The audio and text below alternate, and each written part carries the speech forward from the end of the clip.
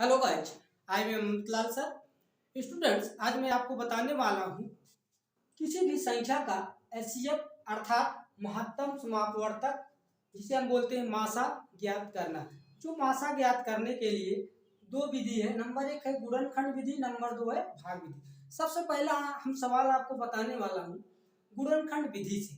तो गुणनखंड विधि से कैसे हम एचसीएफ को ज्ञात करेंगे।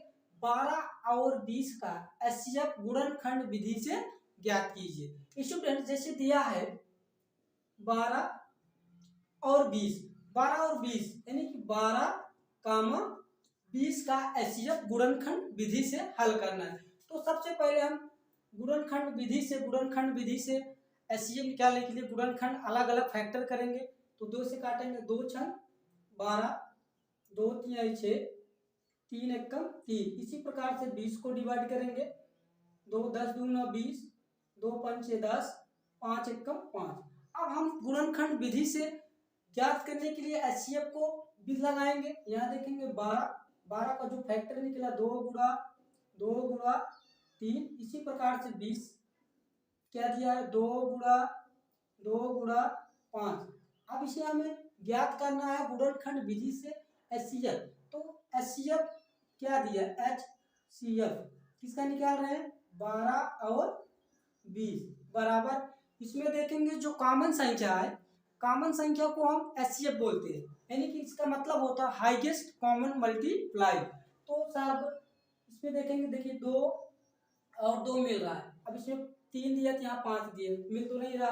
यहाँ लिखेंगे 2 गुणा 2, तो यहाँ लिखेंगे 2 दूना 4। इसका क्या आंसर आएगा 4।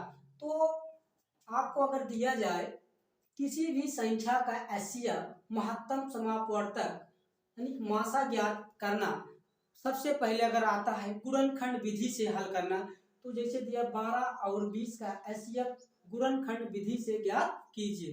तो आप लिखेंगे हल 12, 20। तो सबसे पहले जो संख्या पहले है उसको देखिए गुणनखंड लिखेंगे, 2 से काटेंगे, 2 छंग 12, 2 तिहाई 6, 3 एकम 3। इसी प्रकार से 20 को 10 दूना 20, 2 पंचे 10, 5 एकम 5। अब हम 12 का गुणनखंड लिखेंगे 2, तो लिखा है 2 गुणा 3। 20 का 2 गुणा 5। अब इसमें हम देखेंगे कॉमन संख्या यानी सार्वनिष्ठ उभयनिष्ठ गुणनखंड इसका क्या निकल कर आ रहा है 2 2। देखिए 2 इसमें भी 2, इसमें भी 2, इसमें 3 है तो इसमें 5 नहीं है, तो दोनों में कन्वेंशन नहीं हो रहा। यहाँ देखिए 2 कॉमन मिल रहा है, जो कॉमन होता है वही हमारा मासा होता है अर्थात महत्तम समापवर्तक। तो यहाँ देखिए 2 गुणा 2 बराबर 4। इसका आंसर क्या आ गया 4। तो इसी प्रकार से हम उम्मीद करते हैं स्टूडेंट्स आप गुणनखंड विधि से एचसीएफ हल कर लेंगे। पिछली वीडियो में आपके लेकर आ रहा हूँ भाग विधि से एलसीएम और एचसीएफ ज्ञात करने की विधि को हम समझाएंगे।